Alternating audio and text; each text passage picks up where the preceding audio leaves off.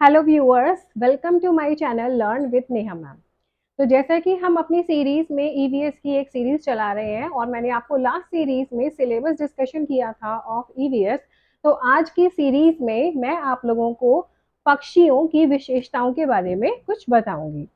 उससे पहले ये देखते हैं कि जो ईवीएस है, ईवीएस जैसा कि एग्जामिनर पूछता भी है, एग्जाम में पूछा जाता है कि what is the full form of EVS. और मैंने आपको लास्ट जो वीडियो थी उसमें ये भी बताया था कि ईवीएस में हम लोग जियोग्राफी भी पढ़ते हैं, मतलब एसएसटी का भी पार्ट पढ़ते हैं, हम लोग साइंस भी पढ़ते हैं और हम लोग एनवायरमेंट भी पढ़ते हैं। तो ये क्या है? ये एक तरीके से इंटीग्रेटेड एनवायरमेंटल स्टडीज है। तो हम इसको ना तो सोशल साइंस ही कहेंगे, ना ही हम इसको साइंस कहेंगे और ना ही हम इसको एनवायरमेंट कहेंगे। देखिए, ईवी मतलब एनवायरमेंट और एस का मतलब साइंस नहीं है, एनवायरमेंट साइंस। इसका जो फुल फॉर्म है वो सीबीएसई ने पूछा भी हुआ है अपने एग्जाम्स में। इसकी जो फुल फॉर्म है उसको हम बोलते हैं एनवायरमेंटल स्टडीज। ठीक है, तो जब भी हमारी फुल फॉर्म आएगी उसको हम लिखेंगे environment studies, that is EVS. इसीलिए हम इसको एकीकृत पढ़ के करते हैं, मतलब एक ही हम ईवीएस में ही ज्योग्राफी भी, मतलब कुछ पॉलिटी भी पढ़ेंगे, एसएसटी भी पढ़ते हैं, साइंस भी पढ़ते हैं, इन्वायरमेंट भी पढ़ते हैं। तो क्या हम एक इंटीग्रेटेड कोर्स पढ़ते हैं? तो that is not only EVS, it is integrated EVS. Okay, so I hope आप लोगों को ये समझ में आ गया होगा कि ईवीएस क्या है, ईवीएस की फुल फॉर्म क्या है। देखिए, जिस भी सब्जेक्ट को हम पढ़ रहे हैं पहले हमें उसके बारे में एक बेसिक नॉलेज होना चाहिए कि व्हाट दी ईवीएस इज। तो ईवीएस क्या है? ईवीएस क्या है? इन्वायरमेंटल स्टडीज है। ईवीएस एनवायरमेंटल साइंस नहीं है। ईवीएस क्या है? एनवायरमेंटल स्टडीज है। जबकि इसके अंदर हम साइंस पढ़ रहे हैं लेकिन हम इसको साइंस नहीं बोलेंगे, हम इसको एनवायरमेंटल स्टडीज बोलेंगे। इवन हमें इसे इंटीग्रेटेड ईवीएस बोलना चाहिए।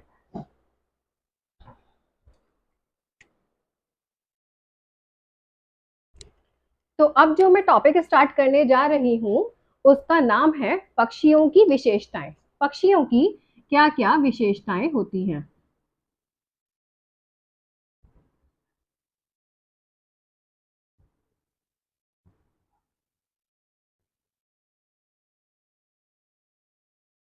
देखिए, पक्षियों की विशेषताओं से और जानवरों की विशेषताओं से हमेशा सीटेट में क्वेश्चंस बनते हैं, ये आपको मिलेंगे।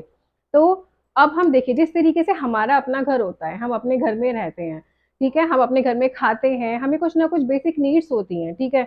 जैसे कि रोटी है वो हमें चाहिए ही चाहिए, मतलब खाना हमें चाहिए ही चाहिए, हमें कपड़े पहनने के लिए चाहिए ही चाहिए। इसी तरीके से हमें शेल्टर भी चाहिए, एक मकान भी चाहिए रहने के लिए।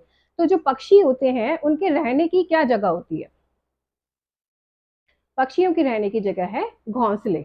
पक्षी अपने लिए घोंसले बनाते हैं और पक्षियों के घोंसले बनाने का जो मेन पर्पस होता है वो होता है अंडे देना। जो पक्षी अपना, ये क्वेश्चन सीबीएसई में पूछा गया है कि जो पक्षी जो अपना अंडा बनाते हैं वो किस लिए, सॉरी, पक्षी जो अपना घोंसला बनाते हैं वो किस लिए बनाते हैं? तो जो पक्षियों का मेन पर्पस होता है घोंसले बनाने का, वो उसमें अंडे देने का होता है। जब अंडों में से बच्चे निकल जाते हैं तो वो घोंसला छोड़कर उड़ जाते हैं। इसी तरीके से जानवर भी अलग अलग जगहों पर रहते हैं, कुछ जमीन पे रहते हैं, तो कुछ पानी पर रहते हैं, तो कुछ जमीन के नीचे रहते हैं। ठीक है, बेसिकली जैसे कि एनवायरमेंट, जैसा एनवायरमेंट होता है, जैसे क्लाइमेट की पशुओं को पक्षियों को आवश्यकता होती है, जैसे उनकी रिक्वायरमेंट होती है, वो वैसे ही जगहों पर चले जाते हैं। अब एक क्वेश्चन ये भी बनता है कि पक्षियों के दुश्मन कौन कौन है। देखिए, पक्षियों का मेन दुश्मन तो इंसान ही है। ठीक है, दिल्ली में से आज की डेट में जो गौरैया चिड़िया जो हर घर के आसपास में मिलती है, आज वो विलुप्त हो चुकी है, इसीलिए गौरैया दिवस भी मनाया जाता है। ठीक है, तो पक्षियों का जो एक मेन दुश्मन है वो इंसान भी है। ठीक है, दूसरे जानवर भी हैं, कौवे हो गए, गिलहरी हो गई, बिल्ली हो गए, चूहे हो गए। ये कैसे हो गए इनके दुश्मन? क्योंकि इनके अंडों को खा जाते हैं। इंसान भी उन्हीं में से एक है, मनुष्य भी उसी में से एक है। जो अंडे होते हैं, जो इंसान है वो भी तो अंडे खाते हैं। ठीक है, तो क्या क्या कर रहे हैं? एक तरीके से पक्षियों को भी हार्म ही तो कर रहे हैं। ठीक है, तो क्या करते हैं जो और जानवर होते हैं, जैसे कि या जानवर हो गए या और पक्षी हो गए, कौवे हो गए, तितली सॉरी कौवे हो गए, गिलहरी हो गई, बिल्लियां हो गई, चूहे हो गए, ये क्या करते हैं, ये जो मेन पक्षी होते हैं उनकी एब्सेंस में इन अंडों को चुरा कर ले जाते हैं और उनके कई बार उनके घोंसले को, बने बनाए घोंसले को भी खराब कर देते हैं, नष्ट कर देते हैं। इसीलिए पक्षी क्या करते हैं, पक्षी ऐसे स्थानों पर अपने घोंसले बनाते हैं जो कि सिक्योर हो। ठीक है, तो अब हम पढ़ते हैं सबसे पहले चील, बाज और गिद्ध।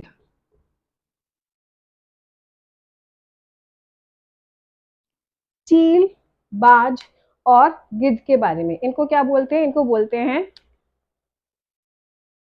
Eagle, hoc and vulture. चील को ईगल, बाज को हॉक और गिद्ध को वल्चर कहा जाता है। ये क्या करते हैं, these birds are able to see an object more than 4 times, मतलब हम जो देख सकते हैं, हमारी जो विजिबिलिटी है उससे 4 मल्टीपल टाइम ये देख सकते हैं। मतलब कि अगर हम 200 मीटर तक देख सकते हैं तो 200 मल्टीप्लाई 4, ये 800 मीटर्स तक देख सकते हैं। ये इनकी एक मेन विशेषता है और ये एग्जामिनर पूछता भी है। क्या होता है, ये 4 टाइम्स तक, इंसान की दृष्टि से 4 टाइम्स ज्यादा ये देख सकते हैं। अगर हम एक ऑब्जेक्ट को 200 मीटर से देख सकते हैं तो ये उसी ऑब्जेक्ट को 800 मीटर दूरी से देख सकते हैं। अच्छा, एक और चीज, ये अपने घोंसले कहाँ बनाते हैं, जो पेड़ों की सबसे ऊंची टहनियां होती हैं, जो सबसे ऊंची शाखें होती हैं, ये अपने घोंसले वहां पर बनाते हैं।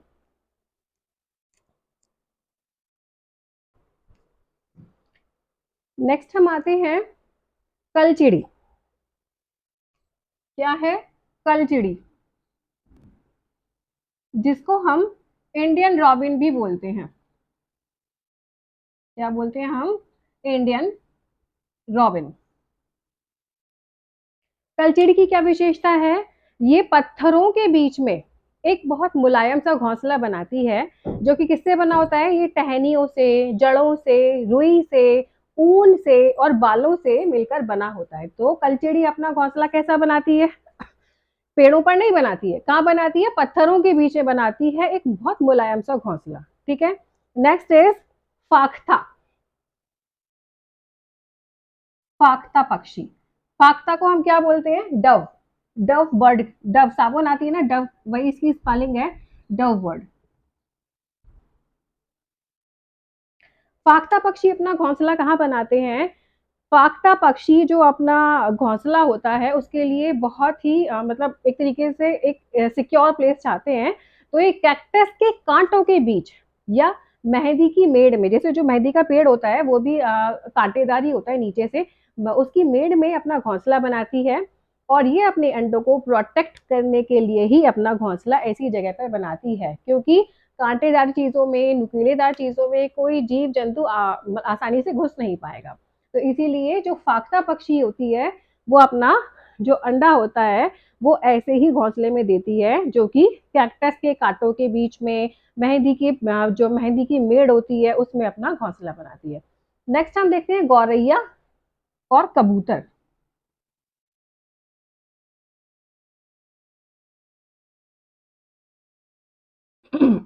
पीजन, गौरैया और कबूतर, इनके तो, कबूतर के तो घोंसले आपने देखे होंगे, आपके घरों के आसपास बहुत होंगे।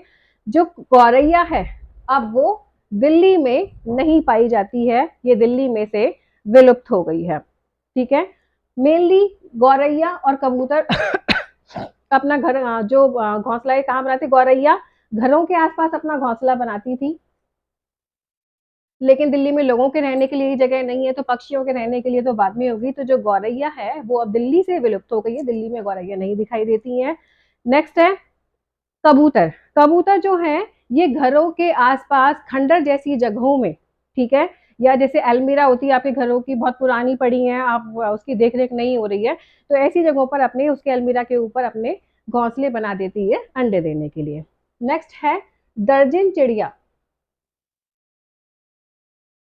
दर्जन चिड़िया। दर्जन चिड़िया को हम क्या बोलते हैं? इसको हम टेलर बर्ड भी बोलते हैं। हिंदी में दर्जन, इंग्लिश में टेलर। और जैसा इसका नाम है वैसा ही इसका काम है। ये क्या करती है? ये जैसे दो पत्ते हैं, इनके बीच में होल बनाकर इनको आपस में सिलकर अपना घोंसला बनाती है। क्या करती है दर्जन चिड़िया? दर्जन चिड़िया पत्तों को सिलकर अपना घोंसला बनाती है। इसकी जो चोंच होती है वो बहुत नुकीली होती है, जिससे वो इन पत्तों में छेद करती है और इनको सीकर अपना घोंसला बनाती है। ठीक है, नेक्स्ट हम देखेंगे शक्कर खोरा। शक्कर खोरा पक्षी, या जिसको हम सनबर्ड भी कहते हैं। क्या कहते हैं इसको हम? सनबर्ड। इन सभी से कहीं ना कहीं सी टेट में क्वेश्चन पूछे गए हैं। This is the main important topic. ये इनमें से एक ना एक क्वेश्चन आपका जरूर बनेगा, हो सकता है दो भी बन जाए, ज्यादा भी बन जाए। ठीक है। तो शक्कर कोरा पक्षी आप क्या करते हैं? ये पेड़ या झाड़ी की शाखा पर जैसे लालटेन की तरह लटकने वाले, जैसे कि ये हो गई शाखा, शाखा पे लालटेन की तरह लटकने वाले अपने घोंसले बनाते हैं। आपने देखा होगा ना, कोई टहनी है, टहनी पर से ऐसे लटकते हुए, जैसे फल लटकते हैं, कटहल का फल लटकता है, ऐसे ही लटकते हुए उनके घोंसले होते हैं। ठीक है, और ये किससे बनाते हैं? ये इसमें रुई, सूखे पत्ते, कपड़ों की जो कतरने होती हैं उनका हेल्प करके ये क्या बनाती हैं? ये अपना घोंसला बनाती हैं। अच्छा, ये जो घोंसला बनाती हैं इसमें सूरज की सीधी किरणें भी पड़ती हैं, इसीलिए इसको सनबर्ड भी कहा जाता है।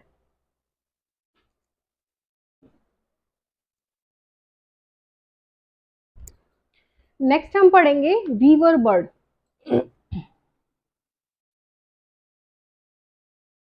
वीवर पक्षी, जिसको हम क्या बोलते हैं? Weaver bird. इसमें क्या होता है? इसमें जो नर पक्षी होता है, जो मेल पक्षी होता है, वो घोंसले बनाता है, घोंसला नहीं, वो घोंसले बनाता है। और जो फीमेल क्या करती है? फीमेल उन घोंसलों में से किसी एक घोंसले को सिलेक्ट करती है रहने के लिए। ठीक है, तो वीवर बर्ड के में ये पूछा जाता है कि जो मेन जो घोंसला बनाने वाला है वो कौन है? तो इसमें जो मेल है, मेल पक्षी है, वो घोंसला बनाता है और फीमेल उस घोंसले को चुनती है। नेक्स्ट इज हेरन बर्ड, जिसको हम क्या बोलते हैं? बगुला।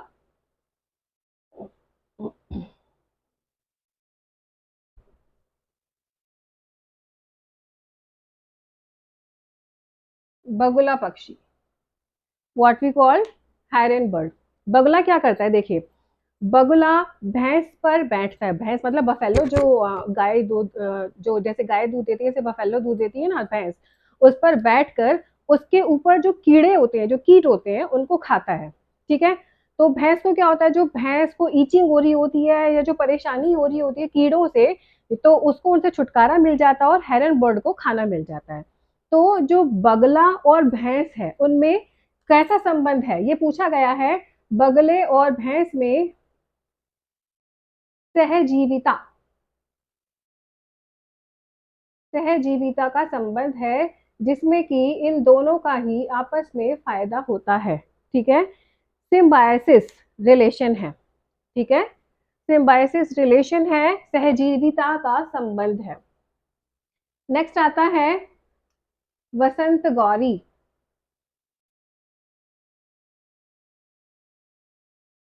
या फिर जिसको हम कठफोड़वा भी कहते हैं। अब आप समझ गए होंगे कठफोड़वा मतलब मैं किससे क्या कहना चाह रही हूँ। इसको हम बार्बिट भी कहते हैं। इसकी जो चोंच होती है, इसकी जो चोंच होती है, बीक होती है, वो बहुत नुकीली होती है। वो इतनी नुकीली होती है कि ये जो पेड़ का तना होता है उसमें उसको मारता है, ठक ठक ठक ठक की आवाज आती है और वो जो पेड़ होता है खोखला हो जाता है। तो ये उसमें रहता है, उसमें रहता है और क्या करता है? जो पेड़ के तने में जो आसपास में जो कीड़े होते हैं उनको खा लेता है, और जो पेड़ के तने में रहता है वहां पर अपना गुजर बसर करता है, छिपे हुए कीड़ों को ढूंढ कर खा लेता है। और वहीं पर ये छेद बनाकर जो जो तना होता है उसमें अपनी चोंच के द्वारा छेद बनाकर उसी में अंडे देता है। नेक्स्ट हम देखेंगे वेरी कॉमन कौवा, जिसको हम क्या बोलते हैं, क्रो। कौवा, कौवा का क्या करता है, कौवा भी जो अपना घोंसला है ये पेड़ की ऊंची शाख पर बनाता है, पेड़ की ऊंची डाली पर बनाता है। और कोयल क्या करती है, कोयल भी जो अपने अंडे होते हैं वो कौवे के ही जो नेस्ट होता है, घोंसला होता है, उसी में देती है। तो कौवा और कोयल अपने जो अंडे होते हैं वो कौवे के ही घोंसले में देती है। और वन मोर इम्पॉर्टेंट थिंग, जो कोयल के अंडे होते हैं उन्हें भी कौवा ही सेता है। कोयल अपने अंडों को नहीं सेती है, कोयल के अंडों को कौवा सेता है। ठीक है।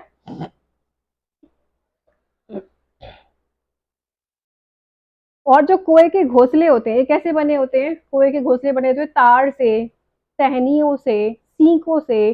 ठीक है, इनका इस्तेमाल किया जाता है कौवे के घोंसले को बनाने के लिए। नेक्स्ट हम पढ़ेंगे आउल, उल्लू।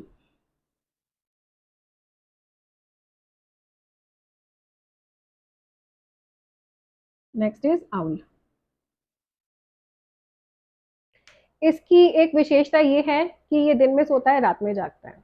ठीक है, ये हो गया चमगादड़, हो गई जिसको हम बैट बोलते हैं। तो इनकी ये विशेषता है कि ये दिन में सोते हैं, रात में जागते हैं।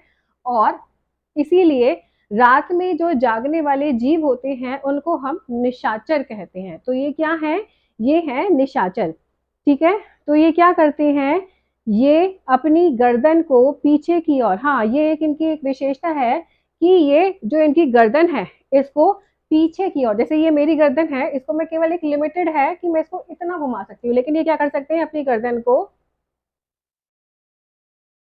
पीछे, मेरी नहीं इतनी घूम पा रही है, ये अपनी गर्दन को 260 डिग्री टू 270 डिग्रीज तक घुमा सकते हैं, रोटेट कर सकते हैं। और ये भी क्या करते हैं, पेड़ों के तने में ही रहते हैं, वहीं पर अपने अंडे देते हैं। और एक और चीज, इनमें ये अपनी गर्दन को इतना क्यों रोटेट कर सकते हैं, क्योंकि जो इनकी आंखें होती हैं, जैसे हमारी जो आईज है वो मैं लेफ्ट साइड राइट साइड एक जगह खड़े होकर देख सकती हूँ, लेकिन जो इनकी आंखें होती हैं वो एक ही जगह मतलब स्ट्रेट ही देख सकती हैं, ये घूम नहीं सकती है। इसीलिए इन्हें अपनी इधर उधर देखने के लिए अपनी गर्दन को ही घुमाना होता है, क्योंकि इनकी आंखें नहीं घूम सकती है।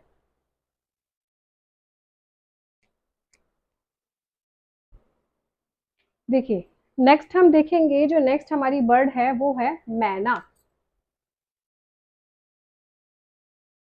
मैना बर्ड, ये बेसिकली एक रेगिस्तानी बर्ड है।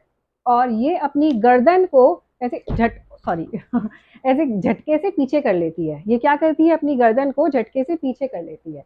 तो ये कुछ पक्षियों की विशेषताएं हो गई, इसके अलावा भी कुछ इंपॉर्टेंट चीजें हैं जो मैं आपको बताऊंगी। देखिए, जो पक्षियों के पंख होते हैं वो किस लिए काम आते हैं, पक्षियों के पंख उड़ने के लिए, सर्दी गर्मी से बचने के लिए रूपांतरित होते रहते हैं। ठीक है, और जो पक्षियों की चोंच होती है, जो उनकी बीक होती है, उसमें दांत नहीं होते हैं। क्या क्या होता है, जिन पक्षियों की बीक होती है उनके दांत नहीं होते हैं। और पक्षियों का जो हार्ट होता है उसमें भी 4 चैम्बर्स होते हैं। पक्षियों का जो हार्ट होता है उसमें 4 चैम्बर्स होते हैं। एंड एमू, कीवी, पेंगुइन और शुतुरमुर्ग, जिसे हम ऑस्ट्रिच भी कहते हैं, शुतुरमुर्ग, ये ऐसे पक्षी होते हैं जो उड़ नहीं सकते हैं। ठीक है, तो ये क्या करते हैं, ये जमीन पर चलने वाले पक्षी होते हैं। पक्षी जो अपना घोंसला होता है वो केवल अंडे देने के लिए बनाते हैं, और वो भी अप्रैल के मंथ में बनाते हैं। ये थ्रू आउट द ईयर अपना घोंसला नहीं बनाते रहते हैं। और जब घोंसला बन जाता है, इसमें अंडे दे देते हैं, पक्षी बाहर निकल आते हैं, उसके बाद ये अपने अंडे, अपने घोंसलों को छोड़कर चले जाते हैं। नेक्स्ट स्टेज हो गया, जो पक्षियों की हड्डियां होती है ना वो एकदम खोखली होती हैं, उनमें क्या भरा होता है, उनमें हवा भरी होती है, वो ठोस नहीं होती हैं, वो खोखली हड्डियां होती हैं। पक्षी एक ही समय में अपनी दोनों आंखों से 2 डायरेक्शंस में देख सकते हैं। जैसे हमारी एक लिमिटेशन है कि हम एक ही डायरेक्शन में देख सकते हैं, लेकिन पक्षियों के साथ में ऐसी कोई लिमिटेशन नहीं है। वो एक ही बार में 2 डायरेक्शंस में देख सकते हैं, अपनी दोनों आँखों का अलग-अलग यूज़ करके। ठीक है? जो पक्षी होते हैं, वो देखने के लिए अपनी गर्दन को ज़्यादा घुमाते हैं, क्योंकि उनकी जो आँखों की पुतलियाँ होती हैं, वो नहीं घूम सकती हैं। इसलिए वो अपनी गर्दन को ज़्यादा रोटेट करते हैं। चील, बाज और गिद्ध हमसे 4 गुना ज़्यादा दूरी तक देख सकते हैं, और रात में जो जागने वाले हर एक जीव हैं, हर एक पक्षी है, उसे हर चीज़ काली और सफ़ेद ही दिखाई देती है। ठीक है? तो that's it in today's video. अगर आपको आज मेरी वीडियो अच्छी लगी तो इसको please like, subscribe and share करिएगा, और अपने फ्रेंड्स को भी सब्सक्राइब कराइएगा, जिससे कि उनके जो सीटेट एस्पिरेंट हैं, उनको तैयारी करने में हेल्प मिल सके और मैं भी मोटिवेट हो सकूँ आपको और नई और यूज़फुल टिप्स देने में या न्यू वीडियोज़ डालने के लिए। Thank you so much. Have a nice day.